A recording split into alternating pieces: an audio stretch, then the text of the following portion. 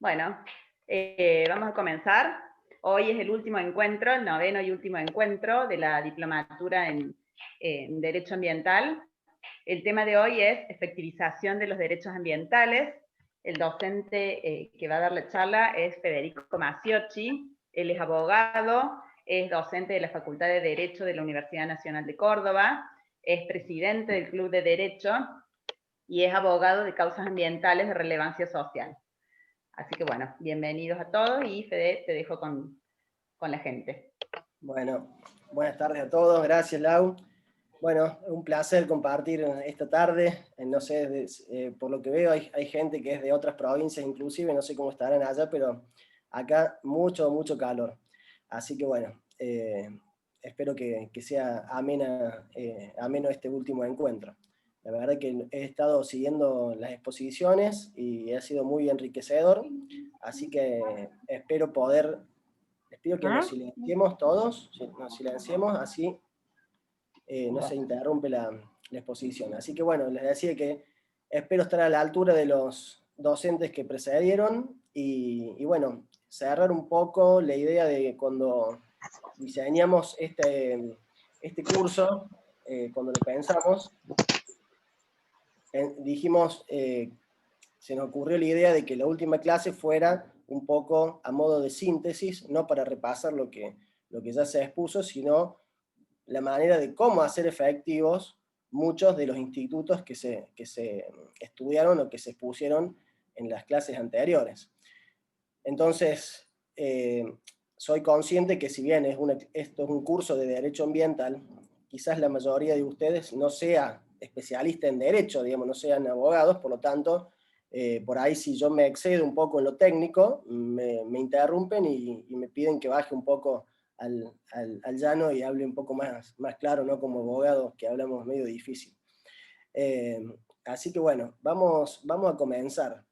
Necesariamente, digamos, cuando vamos a hablar de hacer efectivos los derechos en materia ambiental, tenemos que tener bien en claro que muchas veces parece que ya lo tuviéramos muy en claro, pero no siempre ocurre así. De hecho, a los abogados muchas veces nos pasa que queremos hacer efectivo algo que no es un derecho. Por lo tanto, eso nos puede llegar a marcar un resultado adverso a la hora de hacer una presentación.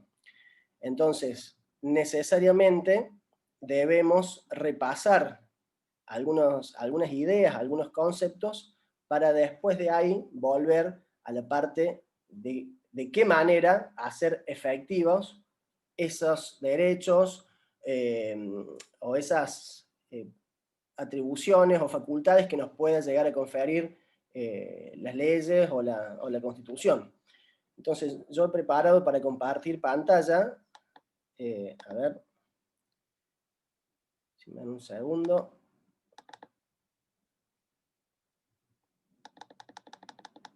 Ahí está. Bueno. No me molesta que me interrumpan, así que si quieren habilitar el micrófono, digamos, en la medida que sea algo mínimamente ordenado, yo no tendría problema. Habilitan el micrófono, me interrumpen y me hacen la pregunta que quieran hacer para que esto sea un poco más dinámico. Digamos, los encuentros de Zoom permiten que nos encontremos a la distancia y que el auditorio sea enorme, pero por ahí también nos puede afectar la inmediatez, que por ahí eso también es lo rico. Así que la idea de esta exposición o de este encuentro es que tratémoslo de hacer lo más inmediato, con mayor inmediatez posible entre quienes expone y quienes escuchan. Entonces, bueno, vamos a compartir esta filmina. Tenemos que, si vamos a hablar de efectivización de los derechos vinculados al ambiente, tenemos que empezar un poquito desde lo más genérico hacia lo más específico. Tenemos que comprender bien la idea de ambiente. De las exposiciones que hemos compartido a lo largo de este encuentro, creo que han quedado claro, pero no obstante, vamos a repasar un poquitito para que eso nos permita después ir un poco más adentro en lo que son el proceso, justamente, tendiente a hacer efectivo un derecho ambiental. Entonces, ¿qué es el ambiente? A mí me da mucha gracia, me divierto mucho cuando me toca exponer y arrancar una clase de derecho ambiental y preguntar, levante la mano, ¿quién es ambientalista? Entonces yo les pregunto siempre en el auditorio, bueno, a ver, ¿cuántos ambientalistas tenemos acá presentes? Y alguno con firmeza rápidamente levanta la mano, otro un poco más tímido, pero muchos se quedan con la mano sin levantar la mano. Y a mí me da gracia porque en realidad, querramos o no, todos somos ambientalistas porque la Constitución Nacional así lo establece. Nos da el derecho a gozar de un ambiente sano, apto y equilibrado, pero además nos establece la obligación de preservar el ambiente. Entonces, por lo tanto, no puede caber duda que somos todos ambientalistas. Por ahí la palabra ambientalista muchas veces es presentada en los medios de comunicación como algo peyorativo, como un sinónimo de fundamentalista o de locos que irían en contra de la corriente o de determinado orden que sería ese el correcto, y que esta gente ambientalista, un poco loca, un poco mal de la cabeza, se quiere oponer. Pero técnicamente, jurídicamente, ambientalistas somos todos, inclusive aquellos que dañen el ambiente, digamos, por una cuestión de mandato constitucional, todos somos ambientalistas. Entonces, eso en primer lugar, como para romper el hielo y comenzar. Entonces, pensemos qué es el ambiente, y por ahí esto lo explicó el doctor Novak en el primer encuentro de la diplomatura. Tenemos dos formas de ver el ambiente, de una visión antropocéntrica, una visión geocéntrica, es decir, colocando al hombre siempre en el centro de la cuestión, o al mismo ambiente como objeto de protección. Pero tomemos la postura que tomemos, que hoy la que se impone es una visión geocéntrica. El ambiente, si bien es muy difícil de precisarlo, podemos decir que es todo aquello que rodea o hace a la vida del hombre, y que va a estar formado por elementos naturales y elementos culturales. Entonces va a estar dado por lo natural, que por ahí es lo que muchas veces a través de los medios de comunicación se pretende hacer ver como que el ambientalista sería ese fanático que quiere que todo quede intacto, todo en estado natural, virgen, que nada se toque, y que el progreso determinaría en otra línea, justamente en beneficio de la sociedad. Entonces, no solamente es lo natural, sino también es lo urbano. Entonces, tenemos ambiente en una ciudad como Buenos Aires, por ejemplo, porque está dado por lo urbano. El paisaje urbano también forma parte del ambiente. Otras ideas también en torno al ambiente incorporan hasta la calidad de vida, la calidad socioeconómica de los habitantes. Pero en definitiva, lo que tiene que quedar claro es que ambiente es todo aquello que rodea y hace al hábitat del ser humano. Una de las características, o mejor dicho, ¿cuáles son las características del ambiente? Y tenemos que pensar que el ambiente, como justamente hace a esa cosa común, a ese lugar o ese entorno del ser humano, necesariamente tenemos que hablar en clave colectiva. Entonces, el ambiente es un bien colectivo, no es un bien que podamos dividirlo, porque el ambiente es uno solo. Y como es colectivo, no está al alcance de hacer negociaciones o transigir sobre ese bien que no es de nadie en particular, porque es de todos. Todos tenemos derecho a gozar de ese ambiente sano, y además todos tenemos la obligación de preservarlo, no solamente hoy, sino sobre todo para las generaciones futuras, para que puedan gozar de ese mismo ambiente sano como el que estamos gozando hoy.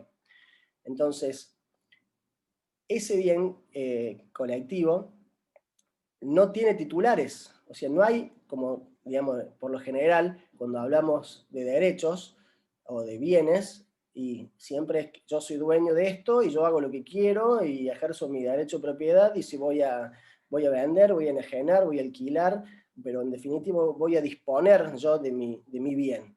En cambio, en materia ambiental, esas ideas no son aplicables. No hay titulares, no hay ni siquiera las autoridades, más allá de que en alguna ocasión pueda creerse o parezca, o que las mismas autoridades crean que son titulares del ambiente, en realidad no lo son. La relación que se da con ese bien colectivo es una relación de legitimados para defender ese bien. Es decir, la ley o la Constitución o el sistema jurídico no nos da un derecho, no somos titulares, pero sí nos da la posibilidad de que en determinados casos podamos actuar en defensa de ese derecho. Entonces, es indivisible porque es uno solo, no podemos decir esta parte sí, esta parte no, digamos, el ambiente es todo.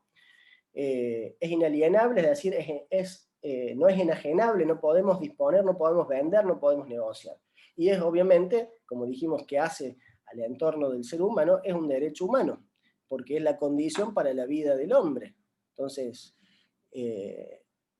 sería impensable o inadmisible, más que impensable, porque de hecho existe, ambientes donde la vida se desarrolla en un lugar hostil donde afecta la salud, la vida o las condiciones de vida de las personas. Pero en definitiva, por eso es que es un derecho humano, porque tiene que ver tan necesariamente vinculado a la vida.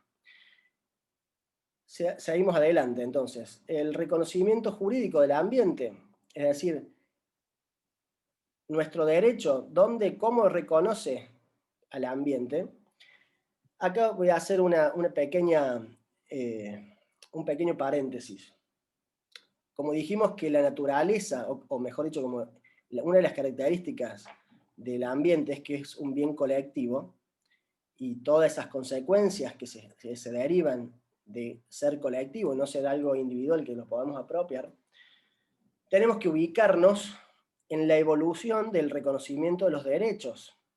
Y es allí donde se habla de los derechos de primera generación, de segunda generación y de tercera o cuarta y quinta generación. Y debemos ubicar el ambiente en estos derechos llamados de tercera generación o derechos de incidencia colectiva. Y en lo que tiene que ver con la ubicación temporal del reconocimiento de este tipo de derecho, y lo vamos a ubicar más o menos a partir de principios de la década del 70 a nivel mundial, y en nuestro país tenemos que separar lo que serían los distintos órdenes de gobierno. Recordemos que, aunque por ahí nos olvidemos, vivimos en un estado federal donde supone que el poder está dividido en distintos órdenes de gobierno: nación, provincia y municipios. Y bueno, y está también la Ciudad Autónoma de Buenos Aires como un orden de gobierno que no es ni provincia ni tampoco municipio. Entonces tenemos en nuestro país 4 órdenes de gobierno.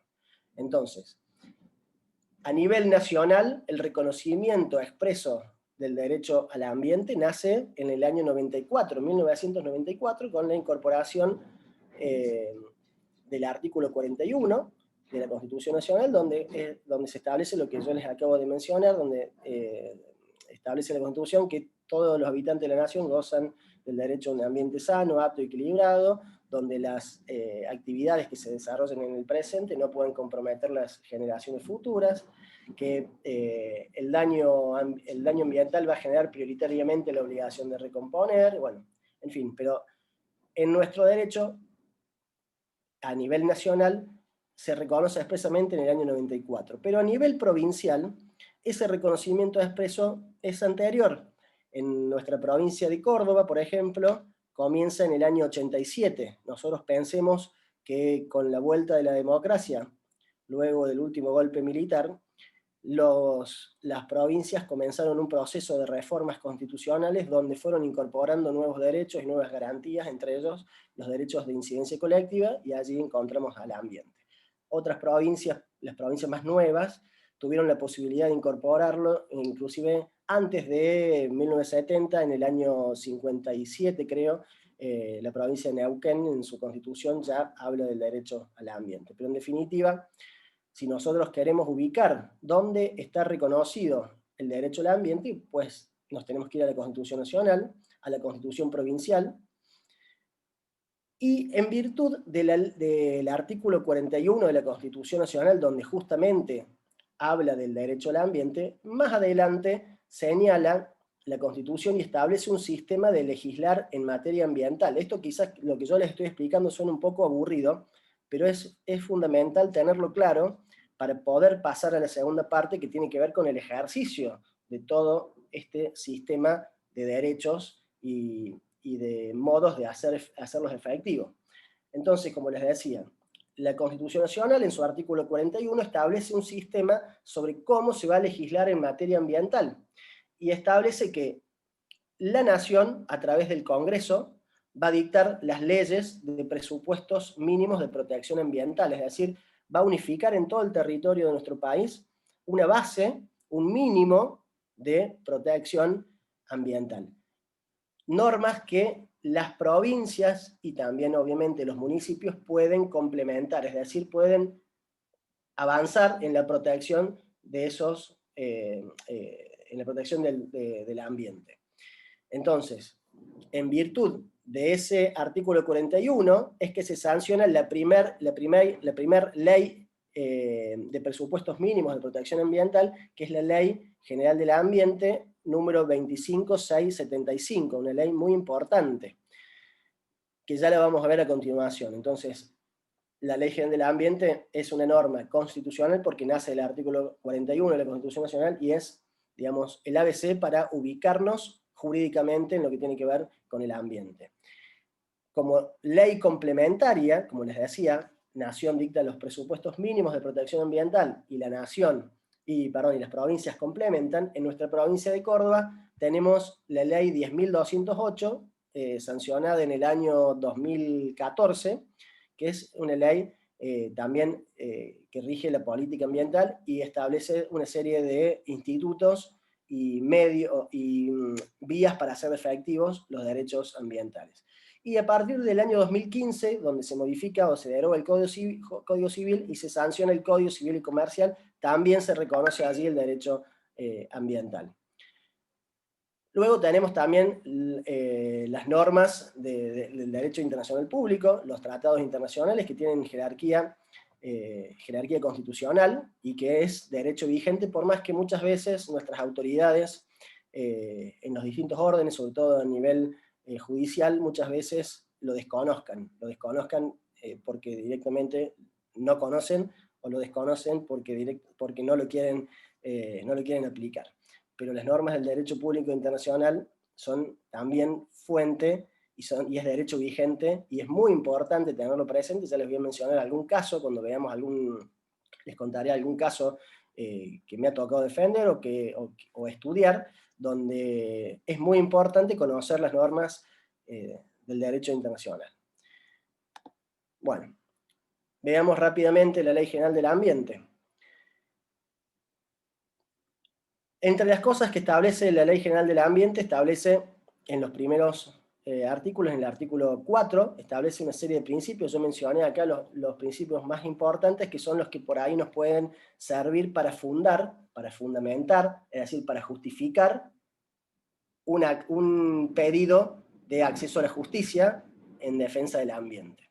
Y estos principios, que son reglas, que son... sí, que serían como reglas, que serían como mandatos que deben cumplirse a la hora de ejecutar una determinada política, en los distintos ámbitos que sean.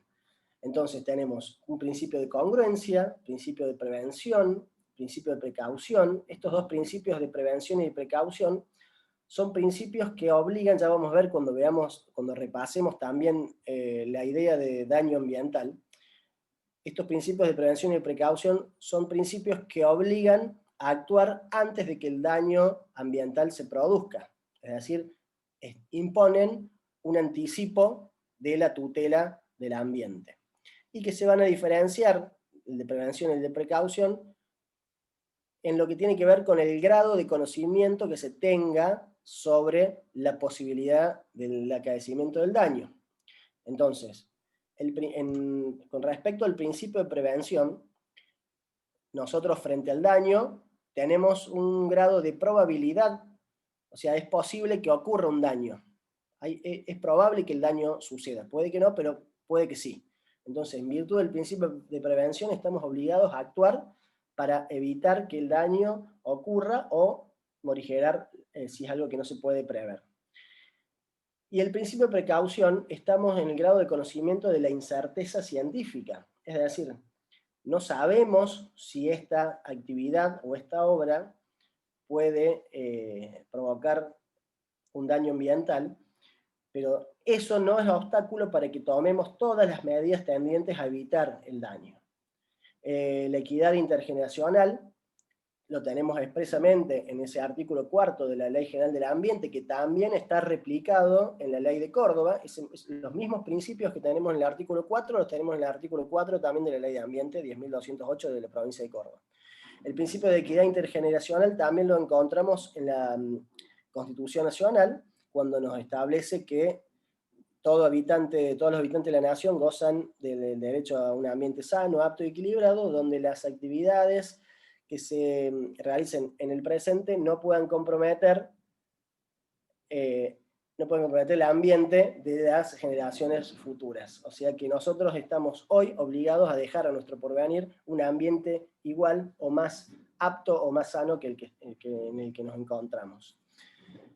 Principio de progresividad, que habría que agregarle progresividad y no regresión, es un principio característico de los derechos humanos, que quiere decir que todas las políticas que se lleven adelante en materia de derechos, y en este caso ambiental, tienen que tender a ir cada vez avanzando en esa protección.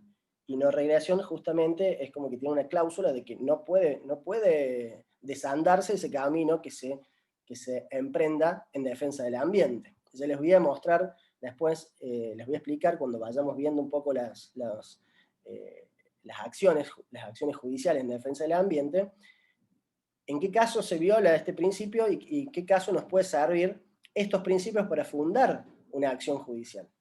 El principio de responsabilidad, y bueno, también lo tenemos en el artículo 41 de la Constitución Nacional, porque nos establece que el daño ambiental va a generar prioritariamente la obligación de recomponer. Lo tenemos también en el artículo 4, y tiene que ver con que quien contamina, paga. Luego, la Ley General del Ambiente, más adelante nos establece una serie de institutos de política ambiental. Y entre ellos tenemos la educación ambiental, hoy que también tenemos una ley en materia de educación ambiental sancionada hace poco. Tenemos la información pública ambiental, que también tenemos específicamente una ley de presupuestos mínimos, también de protección ambiental, que es la ley 25831, u 813, ahora se me hizo un lapsus, pero es la ley de presupuestos mínimos de protección ambiental que establece justamente el acceso a la información pública ambiental, el ordenamiento territorial, la evaluación de impacto ambiental, que es decir, ese procedimiento que se lleva adelante ante la autoridad de aplicación, la autoridad que debe resolver sobre si va a autorizar o no la construcción de una determinada obra o la realización de una determinada actividad, para predecir los eventuales daños o impactos que pueda darse con el ambiente. Eso está establecido en la Ley General del Ambiente de una manera previa, debe cumplirse con este procedimiento de manera previa a la ejecución. Veremos, después les contaré algún caso donde eso no se ha cumplido y qué ha ocurrido cuando se ha violado esta norma. La participación ciudadana, fíjense, con esta idea de que el ambiente es un bien colectivo, donde no es de nadie, donde no es de las autoridades también están obligadas por el artículo 41 a proveer a la educación ambiental, a la información ambiental y a la defensa del ambiente. Entonces, la participación ciudadana es una herramienta que debe darse también en lo que tiene que ver con la toma de decisiones respecto a a ver si vamos a autorizar o no una determinada obra o actividad que pueda llegar a lesionar el ambiente. Bien. Tenemos también, como les decía, el Código Civil y Comercial. En realidad se llama, no es más el Código Civil, porque antes de 2015, te contábamos en nuestro país con un Código Civil y un Código de Comercio. Hoy, a partir del 2015, se unifica y es el Código Civil y Comercial. Y entre lo que tiene que ver con el ambiente, yo destaco algunas normas, lo dejo acá para que después ustedes si quieren profundizar, pero la idea es no detenernos tanto para que no sea demasiado aburrido. El abuso del derecho, es decir, la ley no ampara el ejercicio abusivo de los derechos. El artículo 14 nos reconoce los derechos de incidencia colectiva, o sea, los derechos individuales, que son los derechos lo común, lo que estamos acostumbrados, lo que fue siempre, y los derechos de incidencia colectiva. Digamos, rápidamente les explico qué son los derechos de incidencia colectiva. Son derechos que pueden recaer sobre bienes o valores colectivos, como el ambiente, por ejemplo. En ese caso serían derechos sobre bienes o valores colectivos. Pero también tenemos derechos que son por naturaleza individuales, es decir, por ejemplo, me salgo del derecho ambiental y me voy al ámbito de los consumidores. Una empresa de telefonía celular que está cobrando indebidamente un cargo a todos los usuarios del servicio de telefonía, de todos sus clientes. Entonces, ese derecho por naturaleza es puramente individual. Yo puedo decidir si quiero reclamar o no, yo puedo disponer de ese derecho que me está siendo vulnerado. Pero se permite que un solo reclamo, los efectos de ese reclamo, tenga un alcance colectivo a todos los integrantes de esa clase, se llama clase, que son aquellas personas que se encuentran en la misma situación que esa persona que está reclamando por una cuestión de economía procesal, y además como para garantizar el acceso también a la justicia, porque por lo general, suelen ser microdaños que no justifican que alguien lleve adelante una demanda, porque me va a salir más caro hacer una demanda, pagar un abogado, pagar la tasa de justicia, que bancarme el daño que me están haciendo. Entonces, de esa manera, estaríamos también en el ámbito de los derechos de incidencia colectiva, que son derechos individuales homogéneos. Tendríamos dos grandes grupos de estos derechos de incidencia colectiva: aquellos que recaen sobre bienes o valores colectivos, como el ambiente, y aquellos que se trata de derechos individuales homogéneos. Digamos, esa homogeneidad tiene que ver porque comparten una misma plataforma fáctica o jurídica que termina afectando a un colectivo de la misma manera. Bien, el artículo 240 del Código Civil y Comercial establece los límites al ejercicio de los derechos individuales, es decir, el ejercicio de los derechos individuales no puede afectar el ejercicio de los derechos de incidencia colectiva. Fíjense cómo cambió radicalmente el paradigma de nuestro sistema jurídico. Esto es muy importante y esto por ahí causa cierta resistencia en nuestras autoridades, digamos, en el ámbito de los poderes ejecutivos, al autorizar un determinado desarrollo, por ejemplo, inmobiliario, y sobre todo también cuando la vulneración de los derechos se lleva al plano judicial también. Es como que hay cierta resistencia porque estamos todavía con el chip de ese derecho de propiedad donde yo puedo hacer lo que yo quiera sin importar si estoy afectando los derechos de otro. Entonces, nuestro Código Civil y Comercial, en el artículo 240, condiciona el ejercicio de los derechos individuales en la medida que no afecten los derechos de incidencia colectiva. El artículo 241 nos habla de la jurisdicción, nos habla de las normas de presupuestos mínimos, también el consumo sustentable, el deber de prevención del artículo 1710. Ya vamos a hablar, acá dejo un asterisco para cuando veamos el proceso ambiental junto con la acción preventiva. Bueno, otro de los conceptos que tenemos que tener bien en claros es ya tenemos una idea de lo que es el ambiente, ya tenemos mínimamente una ubicación jurídica del ambiente, ahora tenemos que saber mínimamente también qué es daño ambiental. Y yo recién algo me adelante, digamos, nos vamos a ubicar en el artículo 41, donde expresamente se establece que el daño ambiental va a generar prioritariamente la obligación de recomponer, según lo establezca la ley. Y ahí fíjense que el daño ambiental lo tenemos reconocido en la Constitución, a diferencia de lo que es el daño común, que lo teníamos en el Código Civil. El daño ambiental está establecido en la Constitución. ¿Sí? Fíjense la importancia que tiene el medio ambiente. Va a generar, digamos, el daño ambiental va a generar prioritariamente la obligación de recomponer. ¿Qué quiere decir recomponer?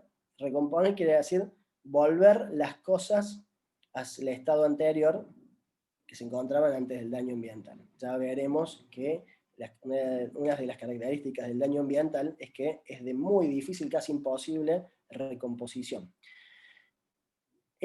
Otro de las normas que tenemos que tener presente a la hora de comprender el daño ambiental es la Ley General del Ambiente también. O sea, vayan tomando nota. Tenemos los principios de política ambiental, tenemos los institutos, la información, la educación ambiental, la evaluación de impacto ambiental, la participación ciudadana, el ordenamiento territorial, y tenemos en el artículo 27 la definición de daño ambiental, donde dice que el daño ambiental de incidencia colectiva, ya les voy a explicar también que el daño ambiental, hago un paréntesis también para que nos ubiquemos, muchas veces ustedes escucharán daño ambiental de incidencia colectiva, o daño ambiental por rebote, o daño ambiental propiamente dicho.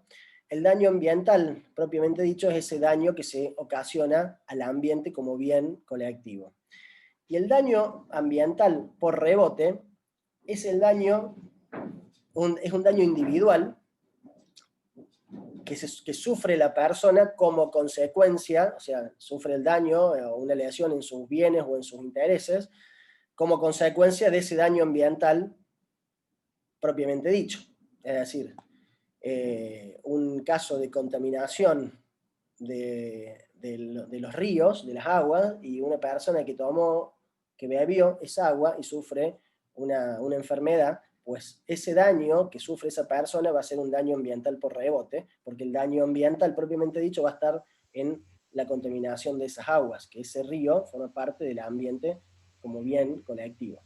Entonces, el artículo 27 define lo que es el daño ambiental de incidencia colectiva, que es justamente lo que estamos hablando, que es toda alteración relevante que modifique negativamente el ambiente, sus recursos, el equilibrio de los ecosistemas, o los bienes o valores colectivos. Fíjense que acá está definiendo de alguna manera qué es lo que compondría el ambiente. Porque dice, los recursos naturales forman parte del ambiente, los ecosistemas forman parte del ambiente, los bienes y valores colectivos también forman parte del ambiente. Entonces, toda alteración relevante que modifique negativamente el ambiente, vamos a estar en presencia del daño ambiental de incidencia colectiva.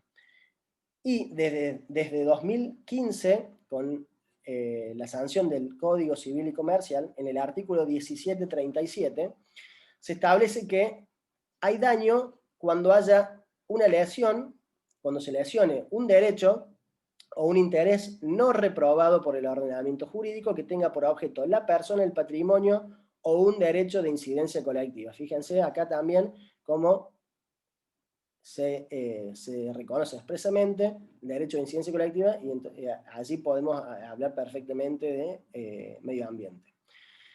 Características del daño ambiental. Si dijimos que el ambiente es un bien colectivo, si dijimos que el ambiente es un bien que no tiene titular, y que tiene que ver con todas las condiciones que rodean o hacen a la vida del ser humano, ese daño ambiental va a ser en principio de muy difícil recomposición, es decir, no se va a poder volver las cosas a su estado anterior. En la mayoría de las veces va a ser un daño que va a ser invisible, no nos vamos a dar cuenta que estamos viviendo la contaminación, porque la forma de agredirlo no siempre es de una manera que esté que sea percibida por nosotros, o que nos vamos a dar cuenta ya cuando comiencen a haber determinadas manifestaciones, o porque el agua viene turbia, porque el agua viene con olor, o porque las personas están sufriendo una determinada patología, o porque se mueren determinadas aves, pero en definitiva ese daño que empieza de a poco es de muy difícil también precisión, se hace muy difícil saber hasta dónde llega ese daño ambiental. Justamente, como verán, cuando hablamos de daño ambiental, cuando estamos hablando de la defensa del ambiente, nos estamos ubicando en un grado de conocimiento de incerteza, o sea, no tenemos la certeza de hasta dónde puede llegar la lesión, o sea, el daño. No sabemos si efectivamente una determinada actividad u obra va a dañar el ambiente o no. Entonces, por eso es que una de las consecuencias del daño ambiental es que hay que actuar antes que ello ocurra. Digamos, hoy, ya yo me adelanté, recién cuando vimos el Código Civil, vimos la acción de prevención, que antes no estaba en el Código Civil, sino después de 2015, que es un instituto quizás tomado del derecho ambiental, porque el derecho ambiental impone que nos anticipemos al daño, no podemos esperar que el daño ambiental suceda. Estamos obligados a actuar, y en virtud de qué principio? De los principios de prevención y principios de precaución. Digamos, no necesitamos tener una certeza, como les dije, justamente porque el daño ambiental suele ser, en la mayoría de las veces, de efectos retardados, puede ser ambivalente, puede manifestarse de una manera y después cambiar y afectar de otra forma el ambiente. Nexo causal, digamos que es un término quizás jurídico, que quiere, digamos, como uno de los elementos de la responsabilidad. Es decir, para que haya responsabilidad tiene que haber un nexo causal entre la acción y el resultado. Entonces, cuando estamos en el plano del derecho ambiental, en ese nexo causal, digamos, yo voy en mi auto y se me cruza una persona y la atropello, y bueno, nexo causal está totalmente claro, ya vamos a ver la responsabilidad. Pero en cambio, cuando estamos en el daño ambiental, vamos a tener un nexo causal que no nos vamos a poder parar como nos paramos en el resto de los institutos de la responsabilidad común, de la responsabilidad civil. Porque el resultado contaminante puede ser fruto de distintas acciones llevadas adelante que, tomadas aisladamente en sí, no necesariamente provocan una alteración relevante que modifique negativamente el ambiente. No sé si se entiende. ¿Qué hacer? Bueno, entonces, inclusive puede haber un daño ambiental provocado por la misma víctima del daño ambiental. Recomposición, justamente es lo que yo les estaba mencionando, es que es de muy difícil recomposición el daño ambiental, por eso es, como decía, la obligación de actuar antes que ello ocurra. La autorización administrativa también es relevante. ¿Por qué? Porque, digamos que no hay una autorización para contaminar. Por más que haya una actividad, una obra o una actividad que cuente con autorización administrativa, ello no libera de la obligación de recomponer el ambiente. Nadie puede tener autorización para dañar el ambiente. Y otras de las consecuencias, vamos a ver, que ya nos vamos metiendo de poco en lo que va a ser el proceso judicial, es decir, cómo vamos a presentarnos en tribunales para defender el ambiente en caso de que haya daño ambiental realmente que esté ocurriendo o que creamos nosotros que pueda ocurrir. Entonces, ocurrido el daño ambiental o creyendo que puede haber un daño ambiental, podemos intentar un proceso ambiental. Entonces, el proceso ambiental, si queremos definirlo va a ser ese proceso, digamos, hablando en términos de proceso judicial me refiero, ¿no es cierto? Va a ser ese proceso que se va a originar con motivo del daño ambiental, que puede ser que, como les decía, que se esté produciendo, o que se pueda producir, o que ya se produjo, inclusive, digamos, ya toda la contaminación, o también puede ser, si quieren silenciar, les agradecería, así no interrumpe. Entonces, no solamente el proceso ambiental va a ser el que se dé en caso de daño ambiental, sino también que va a ser ese proceso tendiente a hacer efectivo un derecho ambiental. Y usted me dirá, bueno, pero ¿qué quiere decir eso? Y bueno, por eso es lo que les mencioné cuando empecé. Digamos, yo tengo derecho, si yo tengo derecho a, porque lo establece la Constitución Nacional, a tomar participación en las decisiones sobre una determinada obra o actividad que pueda llegar a comprometer mi ambiente, ¿qué pasa si no se dio ese derecho a participar? Pues entonces voy a poder ocurrir a la justicia a través de un proceso ambiental para que se garantice ese derecho, el derecho de participación ciudadana. ¿Qué pasa si una determinada obra o actividad se está autorizando para que comience su ejecución, pero no se cumplió con el procedimiento de evaluación de impacto ambiental? Pues en ese caso también vamos a comparecer a la justicia para hacer efectivo ese derecho de los afectados, para que se respete ese procedimiento de evaluación de impacto ambiental de carácter previo. ¿Qué otra cosita? Bueno, también con la información pública ambiental, también esto es muy importante, porque no necesariamente, cuando hablamos de información pública ambiental, no necesariamente estamos hablando de daño. La información pública ambiental, digamos, si estamos hablando de que el ambiente no es de alguien en particular, sino que es de todos, y que todos tenemos derecho a vincularnos con el ambiente, a participar en la toma de decisiones a través de, como lo establece la ley, digamos, a través de una consulta popular o de audiencias públicas, pero en definitiva participar de la forma que sea.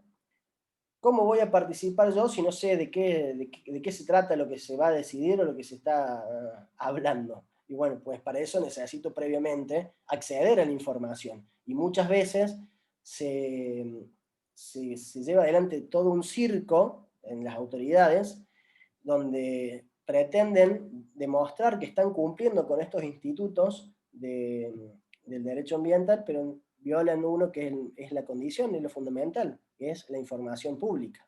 Entonces, cuando esa información pública haya sido vulnerada, pues entonces podemos presentar un amparo ambiental, por ejemplo, más allá del daño, por eso como les decía. Entonces, el proceso ambiental va a ser procedente en caso de daño ambiental o para ejercer un derecho vinculado al ambiente. ¿Qué tipos de procesos? Bueno, las características del proceso ambiental, también esto es muy importante tenerlo presente, que muchas veces cuesta que esto sea reconocido. ¿Y por qué? Porque dijimos que el ambiente es un derecho de tercera generación, es un derecho relativamente nuevo.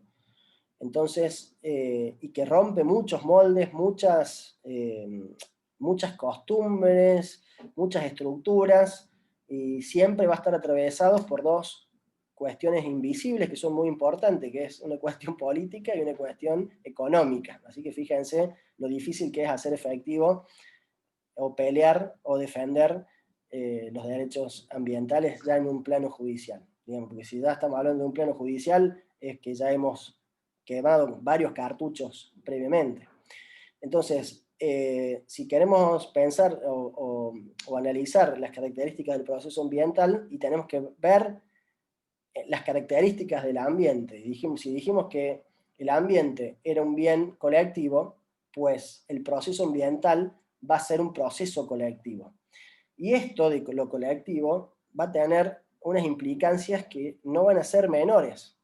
¿Y por qué? Porque fíjense, por ejemplo, si nosotros decimos que no podemos disponer del ambiente, no podemos negociar sobre el ambiente, entonces no vamos a poder negociar en una causa judicial que tenga por objeto la defensa del ambiente. Entonces, si yo estoy llevando adelante una demanda, y no creo que sea posible de una manera libre, como un proceso común, desistir de la demanda, por ejemplo, o transigir, o conciliar una demanda. Por eso es que en los procesos colectivos y precisamente los procesos ambientales, necesariamente va a intervenir siempre el fiscal, porque es el que va a estar velando también por el interés general, el interés público. Y si dijimos que uno de los principios claves en materia ambiental es la equidad intergeneracional, ¿quiénes son el objeto de protección? Principalmente, y nuestro porvenir, o sea, los niños. Fíjense que muchas veces el daño ambiental se manifiesta provocando, entre otras cosas, por ejemplo en el caso de agroquímicos, la modificación del ADN, donde tal vez a nosotros los agroquímicos en nuestra vida no nos afecte o no se manifieste, pero sí a nuestra descendencia, porque puede provocar que nazcan niños con malformaciones. Entonces, ¿te puedo hacer una consulta? ¿sí? Perdón. No, me quedé pensando porque suponete, en agroquímicos, bueno, tenés tal vez una persona contra quien accionar, pero yo estaba pensando con el tema de los incendios. Supongamos que no sabemos cómo se iniciaron, o los inició una tormenta, y ese daño ambiental o el daño que produce a los bienes de particulares, ¿te hace una acción y contra quién? Bien. Tenemos que diferenciar, por eso es importante comprender el daño ambiental. Digamos, de un incendio podemos tener dos tipos de daño ambiental.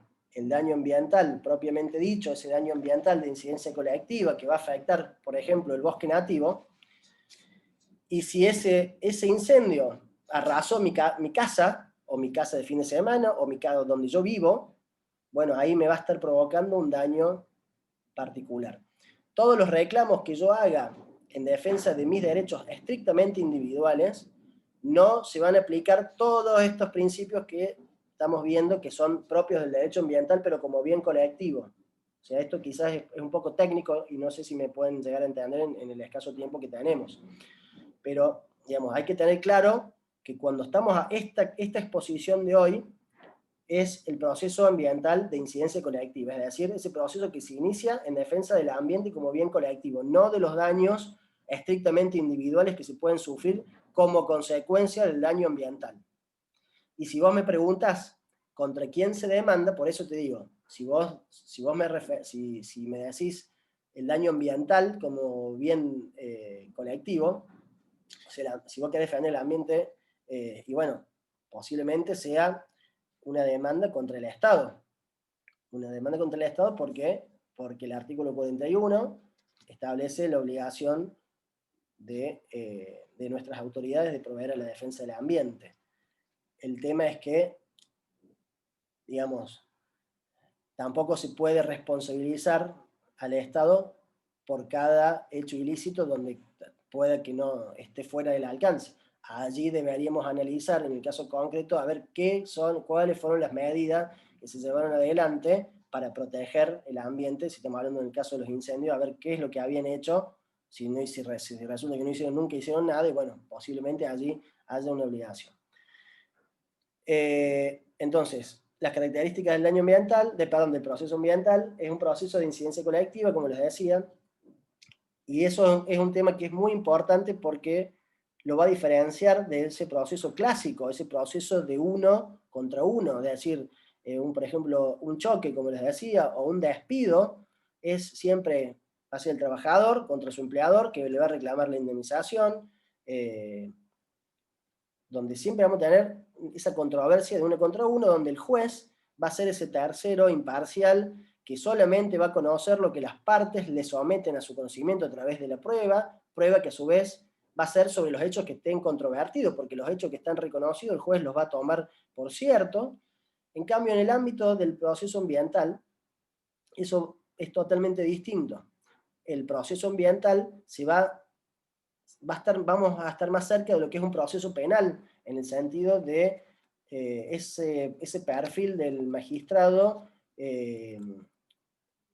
buscador de la verdad, de la solución, de la prevención del daño ambiental. Es un proceso que es finalista, porque busca proteger, tutelar el medio ambiente. Entonces, como esa es la finalidad, se van a dejar de lado todas esas reglas de ese proceso clásico, donde, por ejemplo, en un proceso común, en un proceso de uno contra uno, y el actor o el demandado no son testigos. En cambio, en un proceso ambiental puede ser testigo el actor perfectamente, porque no está actuando en un interés estrictamente individual, sino que está actuando en un interés colectivo. El juez, si bien debe ser imparcial, el juez tiene un interés que es preservar el ambiente, o sea que también hay como cierto molde que se estaría, cierto quiebre de los moldes que estamos acostumbrados a ver en un proceso clásico. ¿Qué tipos de procesos entonces vamos a encontrar para hacer efectivos los derechos? Si nosotros pensamos, me imagino que acá en esta sala de Zoom hay más de un abogado. Por lo tanto, rápidamente me lo van a responder, pero para el común de la gente, piensen un juez ambiental, el proceso ambiental, un fuero ambiental, un código de procedimiento ambiental. Nada de eso existe. Nosotros tenemos fuero penal, fuero de familia, fuero civil. Dentro de cada fuero tenemos subfueros, es decir, dentro de lo penal tenemos penal económico, violencia familiar, abusos sexuales, delitos complejos. A su vez, en lo civil y comercial tenemos ejecuciones fiscales, tenemos concursos y quiebra, pero no tenemos un fuero específico en materia ambiental. Entonces, no tenemos tampoco un código de procedimiento ambiental. Y bueno, pero entonces, ¿cómo hacemos para acudir a la justicia? ¿Cuál sería la herramienta que tendríamos? Y bueno, la herramienta por naturaleza es la acción de amparo, que es esa herramienta constitucional.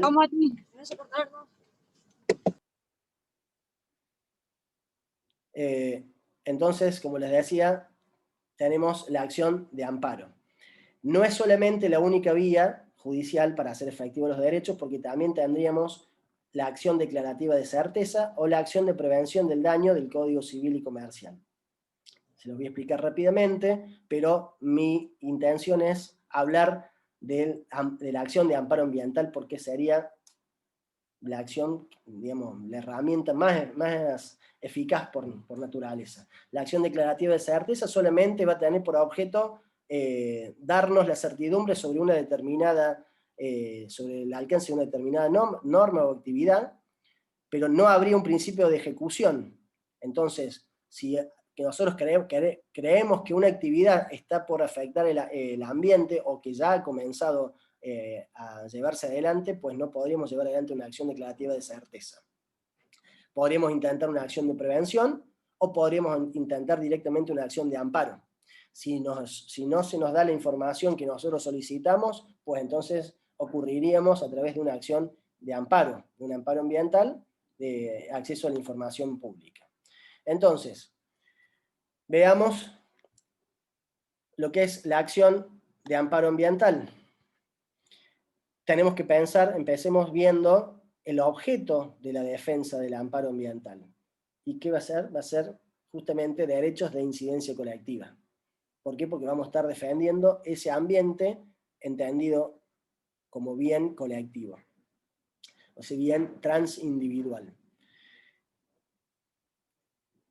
Justamente vamos a buscar, digamos, en qué caso vamos a intentar esta acción de amparo. Y bueno, puede ser que haya una aleación al ambiente a través del daño ambiental, es decir, que efectivamente se haya consumado el daño, o que se esté por llevar adelante el daño, se esté por dar el daño ambiental, o también que el daño ambiental ya haya terminado, como el caso, como decía recién, de un incendio. Ya está, ya se destrozó todo. Bueno, se puede intentar una acción de amparo para recomponer el daño ambiental.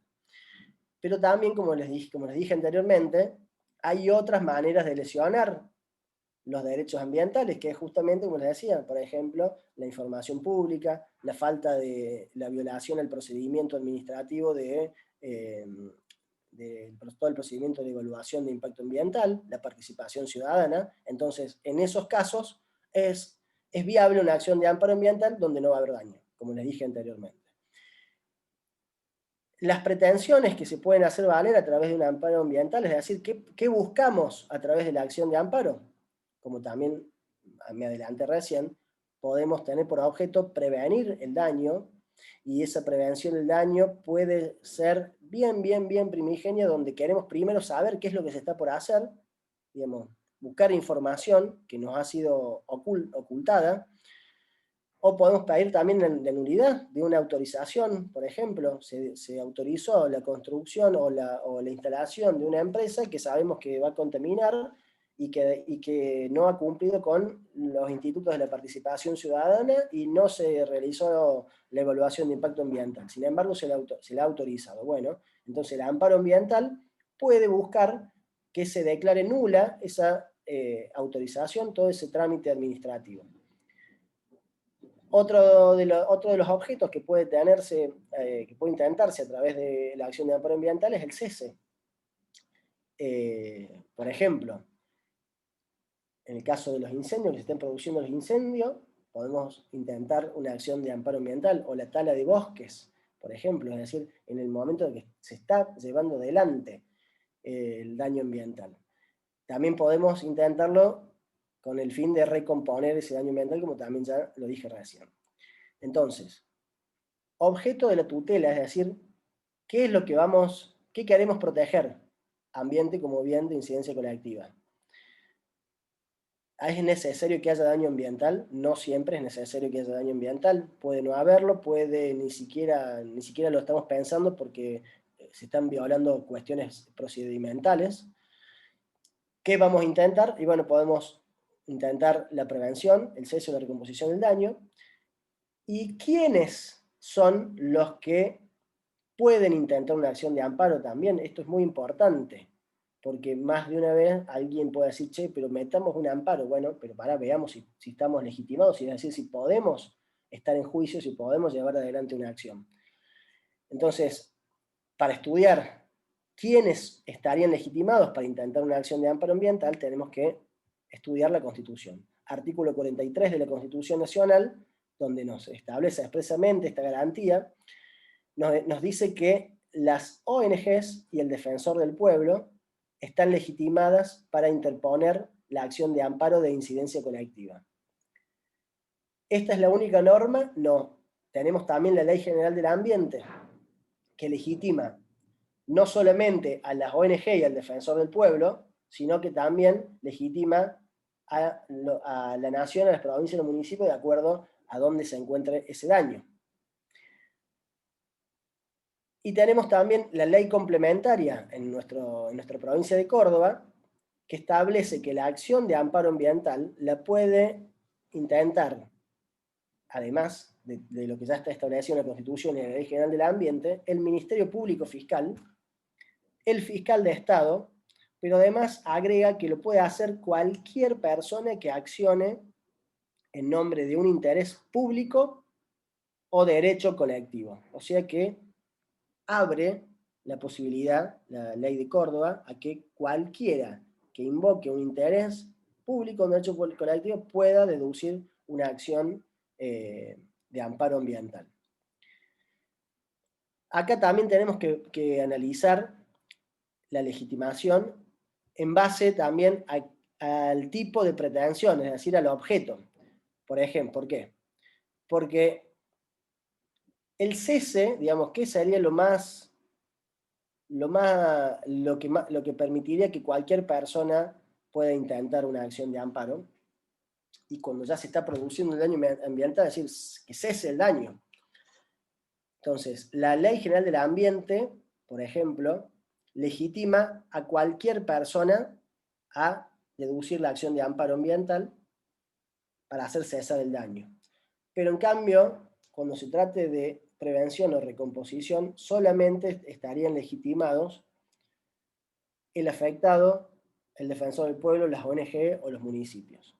Nuestra ley de Córdoba amplía esa legitimación y nos permite que cualquiera que accione en nombre de un interés público o colectivo, independientemente del objeto de las pretensiones. Espero que se entienda esto que le estoy explicando, por ahí puede ser un poco técnico. Otro de los puntos muy importantes a comprender en lo que tiene que ver con el acceso a la justicia en materia ambiental tiene que ver con la cuestión de la competencia. Nosotros, si estamos hablando de amparo ambiental, tenemos que ver ante qué juez vamos a presentar el amparo ambiental. Se están quemando las sierras de Córdoba, del Valle de Punilla. ¿Puedo presentar la acción de amparo en la ciudad de Córdoba? ¿Lo puedo presentar, un vecino lo puede presentar en San Francisco? Digamos, si nosotros presentamos mal un amparo, y bueno, nos va a llevar a que no solamente nos vaya mal y no obtengamos lo que buscamos, sino que quizás nos puede generar costas también. Hay una regla en materia de amparos que lamentablemente en nuestra provincia de Córdoba, a mi modo de ver, no se aplica como se debería aplicar. Y esto ahora trato de explicárselos. En materia de amparo común, hay una norma de la Ley de Amparo de Córdoba que establece que cuando se demande a las autoridades provinciales o municipales, van a ser competentes los jueces de la Cámara con competencia en lo contencioso administrativo. Entonces, ¿qué es lo que se hace en nuestra provincia de Córdoba cuando llega un amparo ambiental? Nos aplican la ley de amparo que establece que cuando se demande a una autoridad provincial o municipal, tengamos que ir a la Cámara. ¿Y esto en qué nos afecta a la hora de ir a la justicia? Y que no en todas las sedes judiciales hay cámaras. Pensemos, por ejemplo, Carlos Paz.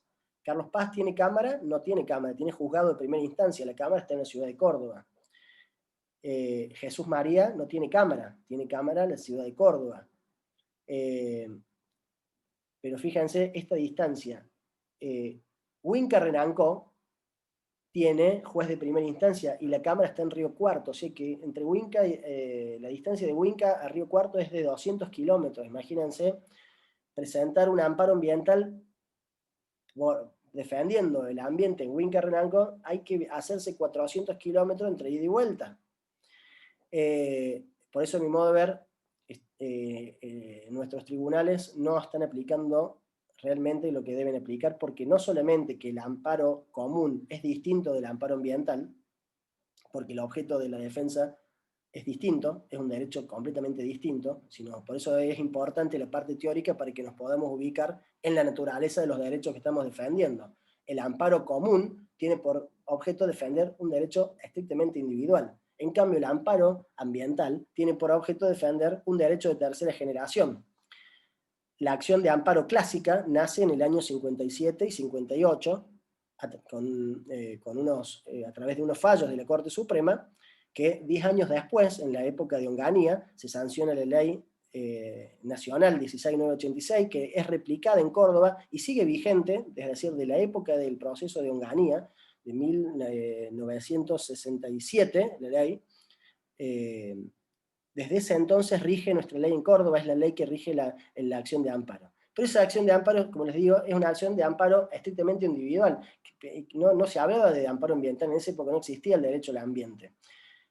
A partir del año 94, donde se modifica la Constitución Nacional y se incorpora toda esta visión sobre los derechos de incidencia colectiva, la Ley General del Ambiente del año 2002 y la Ley de Córdoba del año 2014, pues tomó un rumbo ese amparo del año 57, bueno, se abrió en lo que tiene que ver con los derechos de incidencia colectiva. Por lo tanto, no podemos pretender aplicar esa ley de amparo clásico a un proceso ambiental. Y máxime cuando la ley de Córdoba establece que cualquier juez, sin distinción de fuero o instancia, puede recibir la acción, es competente para resolver la acción de amparo. Entonces, en Córdoba hay una decisión de nuestro Poder Judicial de hacer de cuenta como que eso no existe y como si fuese una acción de amparo clásica. Muchas veces, les cuento una anécdota, ahora ya no es tan así, pero al principio, cuando consultaba en las barandillas del Poder Judicial sobre un amparo ambiental, la persona de barandilla me decía, doctor, es un amparo 4915. 4915 es la ley de amparo clásico de la provincia de Córdoba. ¿Es un 4915? No un 4915, es un 43 de la Constitución, un 30 de la Ley General del Ambiente y un 71, 72 de la Ley de Ambiente de Córdoba. Y me miraban con una cara como diciendo, ¿qué le pasa a este tipo? Así que bueno, entonces, la cuestión de la competencia es un tema que es muy importante y no puede pasar desapercibido a la hora de interponer una acción de amparo en defensa del ambiente, porque no lo vamos a poder hacer, si lo vamos a hacer a través de un amparo, que es la vía idónea, la más común, no lo vamos a poder hacer ante cualquier juez. El rol del juez, o sea, ¿cuál es el perfil del juez a la hora de resolver una acción de amparo? Algo les adelanté recién. El juez está obligado, en virtud de la Ley General del Ambiente y también de la Ley de Córdoba, de llevar adelante todas las medidas tendientes a hacer cesar el daño y evitar que el daño se siga materializando. Entonces, puede disponer medidas inclusive de oficio, medidas cautelares. Entonces, ese rol del juez es un perfil de por eso como les decía, como un juez instructor en lo penal. La gratuidad también es un tema que es muy, muy importante. Ustedes, la mayoría son de Córdoba, pero creo que en todas las provincias se paga tasa de justicia. La tasa, digamos que es un tributo que el Estado cobra como por la contraprestación de un servicio esencial que nos brinda. Entonces, por eso es que se paga tasa de justicia. Si bien las acciones de amparo están exentas del pago de tasa de justicia, los gastos judiciales no están solamente dados por la tasa de justicia.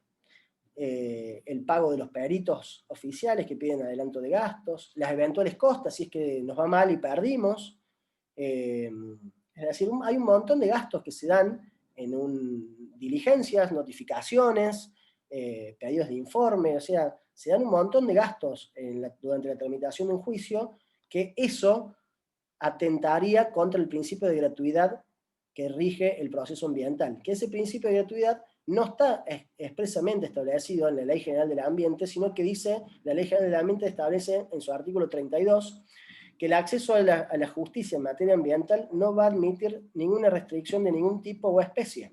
O sea, fíjense lo genérico que lo ha hecho el legislador, justamente para que no haya ningún tipo de interpretación que impida. Además, pensemos que quien actúa en defensa del ambiente no lo está haciendo en nombre propio, digamos, en defensa de un interés puramente individual, lo está haciendo justamente defendiendo un derecho, un bien que es de todos.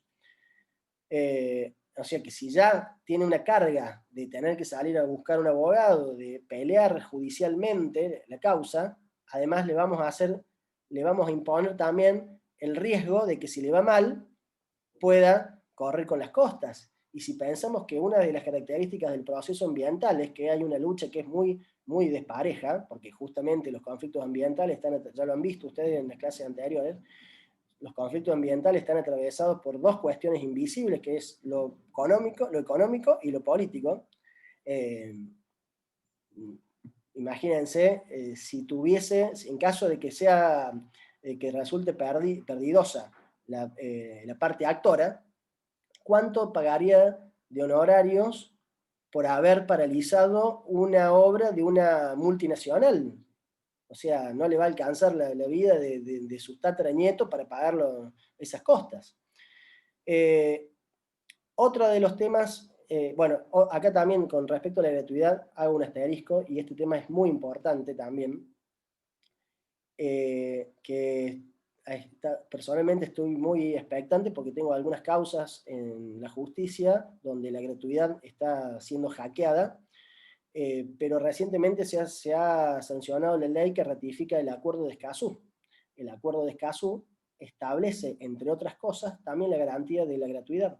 Entonces, pensemos el acceso a la justicia, por ejemplo, del trabajador. Ningún juez puede pretender que el trabajador que va a reclamar sus derechos laborales tenga que pagar, porque rige la justicia gratuita. Sin embargo, en materia ambiental, todavía estamos resistiendo no una cuestión de concepción, sino lo que dice el texto de la ley. O sea, fíjense lo difícil que es llevar adelante un juicio, ¿no? Porque no es que estamos forzando una interpretación, es decir, che, loco, está en la ley. O sea, tienen que leer la ley, nada más. Otro de los temas que tienen que ver, que son relevantes, que tienen que ver con el proceso ambiental, y concretamente con el amparo ambiental, son las figuras de la caducidad de instancia, la preclusión o el desistimiento, digamos, son todas sanciones procesales, digamos, esto por ahí es un poco técnico, pero también es importante tenerlo presente, es decir, una vez iniciada una acción en defensa del ambiente, no va a ser muy sencillo desistirla. O mejor dicho, yo podré desistir, pero el fiscal la puede sostener, la puede mantener esa acción. Por ejemplo, les cuento un caso, para los que viven en Córdoba, conocen el Club Junior, los vecinos de Junior intentaron, de Barrio General Paz y de Junior, intentaron una acción de amparo por los ruidos molestos que ocasionaban los shows, los festivales que se hacían allí. Se perdió en primera instancia o se perdió en segunda instancia, y los actores no presentaron el recurso de casación ante el Tribunal Superior de Justicia. Se les venció el plazo. Pero justamente como el fiscal es parte también, porque defiende el interés general, interés público, se permitió que el recurso de casación sea intentado por el fiscal, y los actores quedaron nomás, a los actores les quedó firme la resolución, digamos, bueno, no les quedó firme porque fue sostenida, pero digamos, no siguieron adelante ellos, sino que el proceso fue mantenido por el fiscal. Entonces, fíjense lo importante y cómo rompe todos los moldes de ese proceso clásico. Con respecto a los recursos también, digamos, por lo general cuando un fallo resulta adverso, uno puede interponer un recurso de apelación para que el Tribunal de Alzada revise si está bien o no dictada esa resolución. Y eso por lo general, el efecto que genera ese recurso es que suspende los efectos de esa decisión. Pero si estamos en el ámbito del derecho ambiental, no podemos pensar que un recurso haga efecto suspensivo y entonces va a poder llevarse adelante a materializarse ese daño ambiental que tanto queremos proteger. Por lo tanto, allí también se va a romper con ese esquema, con ese modelo de que el recurso, digamos por regla general, el recurso ordinario tiene efecto suspensivo. Me estaría faltando, bueno, dejar abierto un poco a que ustedes me hagan alguna pregunta, no sé cómo venimos de hora, Laura, son las 5:20, dejar abierto a preguntas y dudas que puedan darse, y creo que hasta acá he expuesto lo que he querido compartir con ustedes. Bueno, muchas gracias, Federico, la verdad que muy claro. Ha habido sobre todo comentarios y la misma gente iba respondiendo. Así que preguntas concretas no ha habido muchas o me las he perdido, la verdad. Si quieren habilitar el micrófono y si no, por el chat, como prefieran. Bueno, acá pregunta Silvia, ¿cómo es el tema de las mediaciones? ¿Cómo es el tema de las mediaciones? Digamos, para acceder a la justicia en materia ambiental no es obligatorio, no es necesario ir a mediación previa, no es obligatoria la mediación. Si me decís una vez se va adelante la acción, si se puede hacer una mediación, pues seguro que sí. El tema es que lo que se negocie o se pueda llegar a transigir no va a poder afectar los derechos que son de todos. Es decir, si nosotros estamos diciendo que nos oponemos a que una determinada industria se instale porque va a afectar nuestro río, yo no puedo llevar adelante un juicio y decir, bueno, está bien, yo te voy a permitir que lo vas a instalar hasta ahí nomás, pero contaminar, este sector sí vas a contaminar porque esto sí, vamos a acordar que hasta acá van a... Eso no, porque estoy disponiendo yo de un bien que no me corresponde. Entonces, la mediación sería viable cualquier modo anormal de concluir el proceso en la medida que no incida sobre los derechos sobre los cuales no se puede disponer. Bien, te diría que no hay prácticamente preguntas. Bueno, aclaraciones muy claras la exposición y todo, pero prácticamente no hay preguntas. Federico, ¿puede ser? Sí, buenas tardes, Silvia, de Neuquén. Mira, en realidad la pregunta de la mediación la hice porque se está llevando adelante en Neuquén, ustedes deben estar al tanto, se presentó un amparo contra el cese de las obras sobre el río Nahueve, en el Alto Neuquén, y de otras represas que están previstas construir. Luego del amparo, que fue denegado, se hizo la apelación, no respondieron a la apelación. También hablamos de esto de ante quién presentar, ¿no? La apelación tuvo que ser en Zapala, que está a 380 kilómetros de la localidad donde está, digamos, produciéndose o se va a producir el daño, que es lo que se quiere prevenir. Entonces, bueno, de ahí que se surgió el llamado a mediación de las asambleas del agua y la empresa constructora. Por eso era mi consulta, porque, bueno, obviamente yo soy ingeniera agrónoma, no conozco de la parte legal, pero es como que hace ruido, parece como que se estuviera dilatando las decisiones. No sé. Bien, sí, digamos, desconozco el proceso, por ahí soy medio reacio a opinar de procesos donde no los conozco. Es como que si el médico opina de un paciente que no le conoce siquiera la historia clínica, entonces no me animo a opinar. Te puedo hablar en los términos genéricos como te mencioné recién. Por ejemplo, digamos, ¿qué se dio en Córdoba? En Córdoba, con esto, con la mediación o con la conciliación, y les voy a contar otro caso también donde yo también lo pude conciliar, pero sin disponer de los derechos que no nos correspondían. En barrio Villa El Libertador, en la ciudad de Córdoba, hay un problema de que las cloacas, no de las cloacas, sino de las napas freáticas, suben y contaminan toda la calle, se han hundido las casas, se hunden los pozos negros, hasta personas se han caído en los pozos negros con riesgo de perderse la vida, y eso ha sido en todo el barrio. Entonces eso motivó a que se lleve adelante una acción de amparo contra la ciudad de Córdoba y contra la provincia de Córdoba. El juez llamó a una audiencia a los vecinos, a la provincia y a la ciudad, o sea, las dos partes demandadas, y acordaron la realización entre la provincia y la municipalidad de Córdoba, la realización de una serie de obras.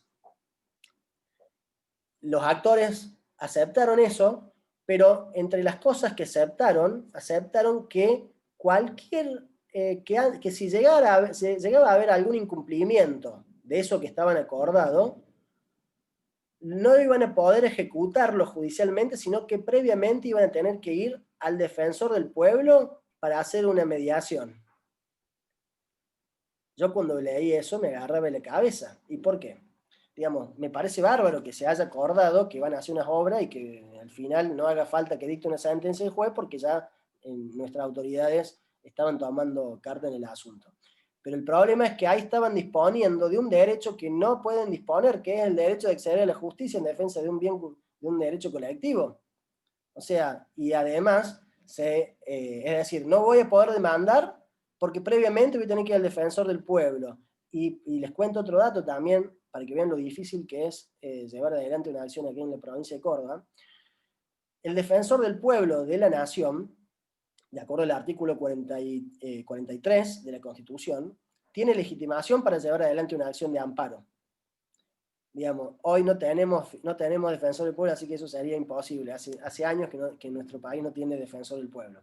Pero si lo tuviese, podría llevar adelante la acción de amparo. Pero la provincia de Córdoba establece que el defensor del pueblo no tiene legitimación procesal, o sea, no puede intervenir en juicio, o sea, solamente está para hacer reclamo en el ámbito administrativo, o sea, digamos, está pintado, hablando mal y pronto.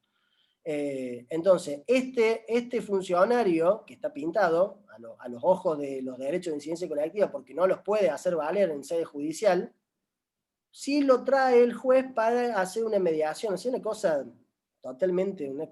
loca, totalmente agarrada de los pelos. Bueno, eso se dio en un caso muy emblemático con el tema de Villa Libertador. Y personalmente me tocó defender a unos vecinos en Unquillo que se oponían a la instalación de una fábrica de chacinado y embutidos en una zona residencial, al pie de un cerrito, en una calle de tierra y en subida, imagínense. Una cortada ir a la calle, básicamente. Presentamos la acción de amparo, obtuvimos una medida cautelar de que no, impidiéndole a la MUNIC, la demanda era contra la municipalidad para que se abstenga de dar permiso.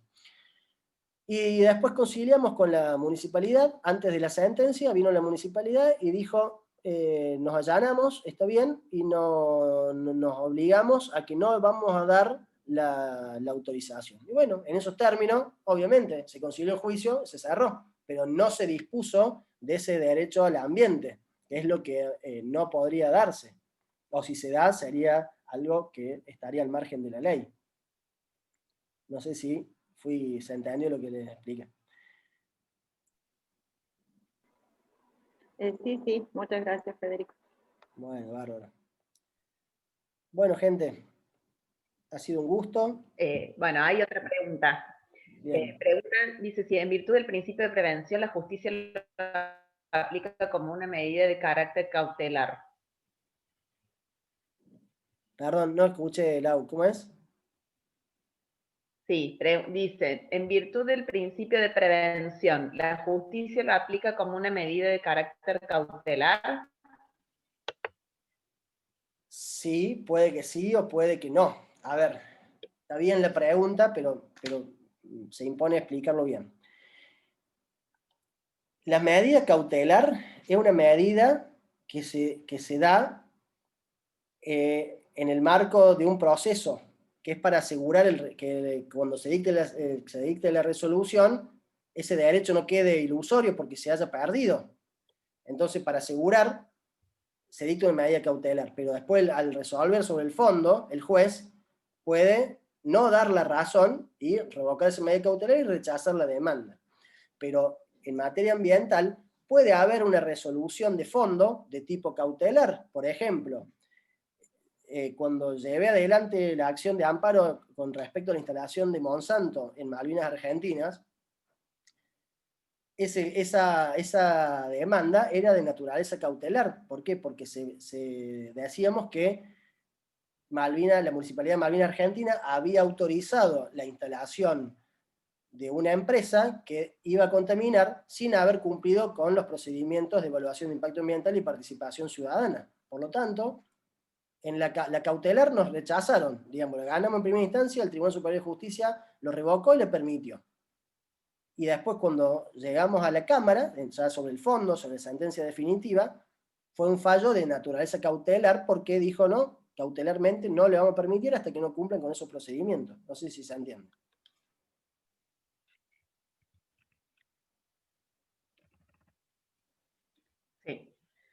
Sí, muy claro. Y hay una pregunta de la empresa. Otra pregunta que hacen dice, la acción declarativa de...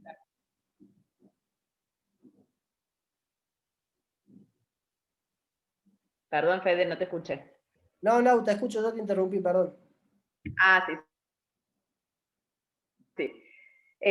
Preguntan también si la acción declarativa de certeza y la acción preventiva del daño, ¿ante qué fuero hay que presentarlo? La acción declarativa de certeza, no sería aplicable la regla de la competencia del amparo, por lo tanto se aplicaría entre el juez de primera instancia o el juez del lugar donde se pretenda hacer valerlo. La acción preventiva del daño, entiendo que es el juez civil. Bien, y también preguntan, ¿en qué caso sería conveniente agotar los procesos administrativos? Digamos, está buena la pregunta porque yo no lo dije, pero para hacer efectivos los derechos ambientales, a través de una acción de amparo, no es necesario, no es condición para acceder a la justicia agotar la vía administrativa. Entonces, es una cuestión de criterio, de estrategia defensiva, a ver si, bueno, intentamos un recurso de reconsideración, un recurso jerárquico, seguimos insistiendo en sede administrativa, directamente nos vamos a la acción de amparo. La acción de amparo ambiental, como yo les dije, también es una acción de amparo que va a revisar el procedimiento administrativo, o sea que también tiene mucho derecho administrativo, porque va a revisar, va a poner en examen todos los pasos que se dieron ante la autoridad de aplicación, que es ni más ni menos que la administración pública. Perdón, doctor, ¿puedo hacerle una pregunta? ¿Sí? Sí, el tema es el siguiente. Por ejemplo, hay lo voy a hacer sin mencionar la localidad, pero hay un proyecto que fue publicado como ordenanza por el Consejo Deliberante, presentado por un grupo ambientalista, respecto a un predio que este grupo considera que debe ser protegido porque tiene una parte histórica, cultural, que le pertenece al pueblo, y hay una parte que es de bosque nativo. El municipio, o sea, la parte ejecutiva, supuestamente lo va a vetar, estamos en el periodo ese, aduciendo a que, bueno, que ese predio es municipal, o sea, el predio le corresponde a ellos y pueden hacer lo que ellos quieran. El problema se centra en que ellos pretenden en ese lugar ubicar un emprendimiento inmobiliario, que es a lo que se opone este grupo, porque destruiría parte del bosque y lo circunscribiría de una forma tal que en el futuro va a morir. ¿Eso es posible? ¿Cómo se puede hacer? ¿Qué se puede hacer? En materia de bosque nativo, creo que ustedes lo han visto en la segunda, tercera clase, los bosques nativos no se pueden tocar. Tenemos la ley de presupuesto mínimo de protección ambiental, si están en la categoría rojo o amarillo, no se pueden tocar. Eso por un lado, pero aún pudiendo, y si se trata de un bien que tiene un valor cultural o natural o en definitiva colectivo, no se debería poder llevar adelante en la manera que usted me refiere, pues porque tenemos el Código Civil que establece que hay un límite en el ejercicio de los derechos individuales, que es justamente los derechos de incidencia colectiva. Digamos, es muy difícil elaborar una regla general y una respuesta genérica necesariamente sobre esas reglas que tenemos en las leyes. Hay que analizar el caso concreto para encontrar esa solución. Y en materia ambiental es más complejo todavía porque, digamos, el ambiente de una localidad es completamente distinto de otra localidad, no solamente por su entorno físico y natural, sino también por la idiosincrasia de cada pueblo también. Por eso ese dicho que dice pensar global y actuar local. No sé si se entiende la idea. Perfecto, muchísimas gracias y le agradecemos porque fue muy clarita su exposición. Gracias. Sí, preguntan también qué tiempo está estipulado para resolverse un amparo ambiental. Bueno, eso también es muy difícil, eso es imposible, digamos. El abogado que les diga cuánto va a tardar esto, ni hablar si les dice que les tiene la solución, le dé la solución en el sentido de que esto va a salir de una determinada manera, y que el juez va a fallar así, le está mintiendo. Corran, no crean en los abogados que les garanticen resultados, porque no podemos, porque dependemos siempre de otro que es el que va a resolver. ¿Cuánto demora? Y eso es imposible, porque eso va a depender del caso, de la prueba que se lleve adelante, de cuánta resistencia haya de la contraparte, de cuánta prueba tengamos nosotros que sea tan claro, y también de la voluntad del tribunal en llevar adelante el litigio. Hay una causa, por ejemplo, la causa de Monsanto, y nosotros la iniciamos en septiembre de 2012, y en enero de 2014 ya estaba resuelta la segunda instancia, o sea, se terminó completo. O sea que duró menos de un año y 3 meses, más o menos. Pero, por ejemplo, hay otra acción de amparo que es sobre el tema de los residuos sólidos domiciliarios, que se está llevando adelante en la Cámara Contencioso Administrativo. Bueno, hoy está en el Tribunal Superior de Justicia, que ya está por resolver. Imagínense que ese expediente tiene, creo que 48 cuerpos. Los cuerpos de expediente tienen hasta 200 hojas. Así que imagínense, tiene más de 10.000 hojas un expediente de amparo que debería ser por naturaleza algo rápido. Y ese juicio tiene, tiene 6 años, va a cumplir 7 años ese juicio. Así que imagínense, es muy difícil precisarles.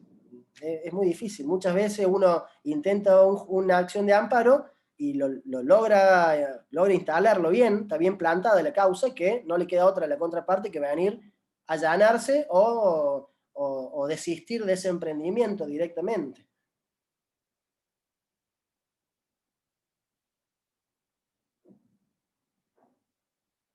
No sé si hay otra pregunta. Perdón, estaba hablando y estaba silenciado. Ah, bien. Sí, hay un comentario en realidad, no sería una pregunta, ¿sí? Que habla de la empresa Aguas Cordobesas, que es concesionaria de servicio público, que dice que si se constata que el 80% de todo el sistema de caños está hecho con un material asbesto, es muy perjudicial para la salud. Bueno, ¿qué ocurriría, no? En ese caso.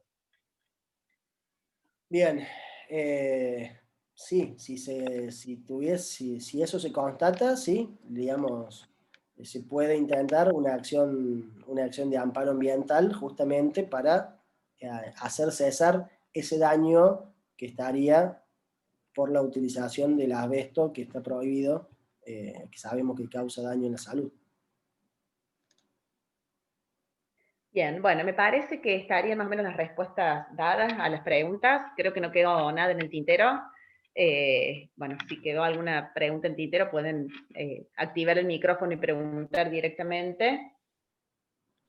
Y bueno, y si no, estaremos terminando ya este último encuentro y la diplomatura. Bueno, me parece que no hay más preguntas, todo muy claro. Bueno, muchas gracias por la atención, y gracias por la invitación, Laura, al doctor Jorge Foloni también, muy agradecido por haber tenido la intención de llevar adelante este curso. Digamos, con la sanción de la ley, esta ley creo que es la ley Yolanda, sobre la educación ambiental, se está cumpliendo un mandato constitucional que lo decíamos recién en el artículo 41, así que yo la verdad que celebro esta iniciativa. Sí, totalmente. Bueno, veo que estás ahí, Jorge. No sé si querés comentar algo para hacer un cierre. Está silenciado. La silencio. Hola, buenas tardes. ¿Me escuchan? Sí. Sí. Excelente, Laura y Federico, muchísimas gracias. Hacerles extensivo el agradecimiento de nuestro querido intendente Martín Yarlora a todos los participantes de este evento. Quienes estamos a su lado sabemos la importancia que él le da a la educación ambiental. Creo que tenemos un desafío muy grande que tiene que ver con la concientización de nuestros vecinos, de nuestra gente, y lograr la concientización exige y demanda como presupuesto necesariamente la educación. creo que estos foros donde podemos debatir y donde fundamentalmente reconocer que tenemos por ahí ideas distintas, pero que nos podemos juntar y que todos estemos a la altura, digamos, de poder respetarnos, dice mucho de nosotros y habla muy bien de nosotros, ¿no? Como sociedad. No quiero dejar de destacar que este es un año muy especial, donde saben que estamos transitando los 25 años de nuestra Universidad Libre del Ambiente. Sabemos ya que en aquella gestión gloriosa de Rubén Américo Martí se gestaron íconos que durante mucho tiempo quedaron en el olvido, íconos como la Universidad Libre del Ambiente, que nació fundamentalmente como una herramienta para llevar la educación ambiental a las puertas de todos los cordobeses y con el tiempo se fue dejando de lado, de la misma manera que otro ícono de aquellas gestiones como los CPC, como las bicisendas o como nuestra Carta Orgánica Municipal, que casualmente hoy se está celebrando, digamos, sus 25 años, todos íconos que tenemos la obligación hoy de recuperar fundamentalmente. Creo que nuestra gestión concentra mucho de su acción en recuperar gran parte de aquella gestión que miró mucho al ambiente y lo puso en el centro de la escena. Martín vuelve a poner en alto el tema ambiental, vuelve a priorizar su agenda pública, prestigiando el tema del ambiente. Por eso es que decidió crear y darle rango de secretaría a la secretaría que circunstancialmente presido, acompañando de un número de actores que forman parte de este circuito de ambiente en el Estado municipal, que tiene que ver con organismos que están creados como por ejemplo el COIS, que administra también gran parte de la higiene urbana de nuestra ciudad, Cormecor, que también cumple una función vital en el tratamiento de nuestros residuos, en la disposición final de los mismos, y luego hitos que nuestro intendente fue concretando en este periodo de su gestión, tal es la creación de un ente verde que le llamamos BioCórdoba,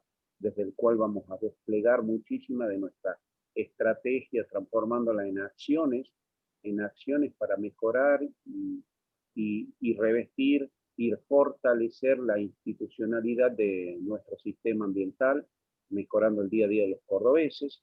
Y en este marco también tenemos que destacar que el intendente ha creado en junio, el pasado 5 de junio, el primer juzgado ambiental de faltas del país, con competencia exclusiva en tema ambiental, y que casualmente la semana pasada ese círculo virtuoso institucional se fortaleció con una sanción de un proyecto que también Martín envió al Consejo Deliberante, que es la creación del Instituto de Protección Ambiental y Animal para coordinar todas sus acciones con el Juzgado Ambiental de Faltas.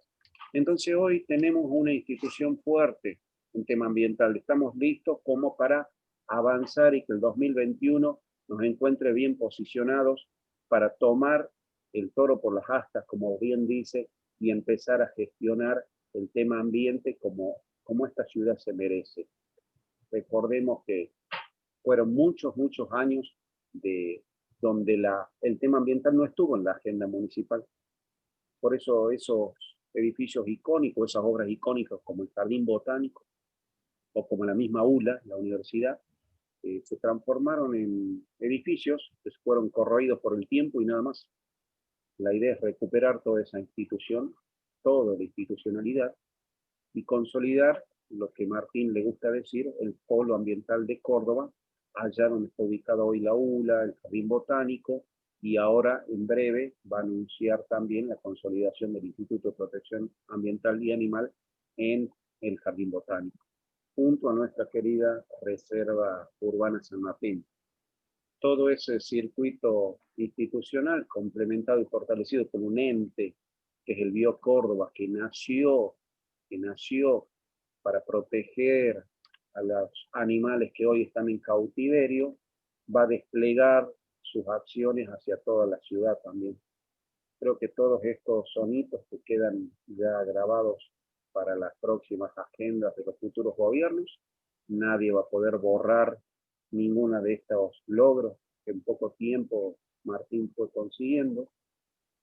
Casualmente, en breve, el 15 de diciembre, hacemos la presentación de nuestro libro en honor a la ULA por sus 25 años, en conjunto con la Universidad Nacional, donde más o menos 38 especialistas en temas ambientales van a contar cuál es su visión, sus proyectos para la ciudad de Córdoba, que es la que queremos, y ver si podemos entre todos aunar un esfuerzo unánime o consensuar visiones para que eso se traslade entonces a la agenda pública local.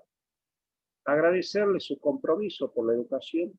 Creo que estas iniciativas de esta diplomatura, también estamos cursando la tecnicatura en gestión ambiental, vamos a continuar fortaleciendo la ULA. Lamentablemente con la pandemia tuvimos que echar mano bien a la acción virtual, pero la idea es que el año que viene nos encuentren más fortalecidos y podamos continuar fortaleciendo la educación, que es la base para una buena gestión ambiental, fundamentalmente. Agradecerles a todos la participación y espero volver a encontrarnos en el próximo curso o próxima diplomatura o tecnicatura que seguramente arrancaremos en el 2020. Muy especialmente agradecido, Laura, por todo el trabajo que desplegaste, y a Federico también, porque ha sido gracias a vos también que ha sido posible esta diplomatura. Muchísimas gracias a todos. Gracias, Jorge, por la confianza. Gracias por la invitación. Gracias, Laura. Ha sido un gustazo. Igualmente, igualmente. Bueno, muchas gracias a todos los que han asistido y han estado presentes casi que a diario. Y bueno, muchas gracias también a los docentes, ¿no? Porque también sin ellos no hubiéramos podido hacer esta diplomatura. Así que bueno, en nombre tuyo, Fede, a todos los docentes. Y bueno, muchas gracias, Jorge, por hacer este cierre. Un abrazo a todos. Gracias. Saludos, muchas gracias. Antes de retirarse, hay muchas personas que preguntaban acerca del examen. Va a ser un examen, como hay, bueno, mucha gente que no tiene conocimientos de abogacía porque justamente no tienen esa formación. Se pensó hacer un examen de tipo múltiple opción, que va a ser a través de un formulario Google, con preguntas más bien generales, ¿sí? Acerca de todos los temas que se han estado hablando en la diplomatura, para que queden tranquilos que no van a ser preguntas muy puntuales ni con mucho desarrollo, sino que van a ser más bien generales. Así que bueno, cualquier cosa, les pedimos que controlen los correos spam, porque muchas veces les llega ahí el correo y no, bueno, uno no tiene la precaución de controlarlo. De todas formas, si no les llegara el correo con el formulario Google, nos pueden escribir que se los vamos a reenviar. Así que bueno, de nuevo, muchas gracias a todos por estar y bueno, los esperamos en las próximas actividades de la ULA. Chao a todos, gracias. Chao. Consulta. Sí. Consulta. Consulta, sí.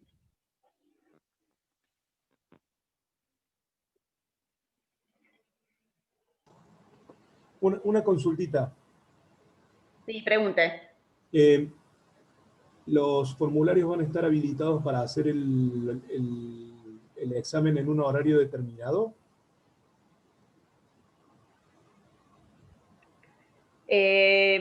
Bueno, ese es un tema, porque hay mucha gente, porque a lo mejor no tiene conexión a internet o no tiene, no sé, si le corta la luz, entonces probablemente lo dejemos abierto un poco más. Así que es probable que lo dejemos abierto un poco más de tiempo. Lo estamos viendo, es probable, no sabemos aún. Buenísimo, muchas gracias. No, por favor. Bueno, gracias a todos. Adiós. Consulto, ¿cómo estás? Sí. ¿El horario va a ser en general a la misma hora que nos conectamos? ¿Va a ser el jueves que viene a las 10? Sí, habíamos pensado en este horario porque generalmente ya todos han reservado, digamos, los jueves a esta hora para conectarse. Entonces, okay, por eso pensamos hacerlo en este horario. Pero bueno, de todas formas pueden surgir problemas. Por eso, si hay alguien que no se pueda conectar en ese horario o bueno, tenga alguna dificultad, probablemente hagamos un horario más abierto para que se puedan conectar y hacerlo en otro momento. Ok. Muchas gracias. No, de nada.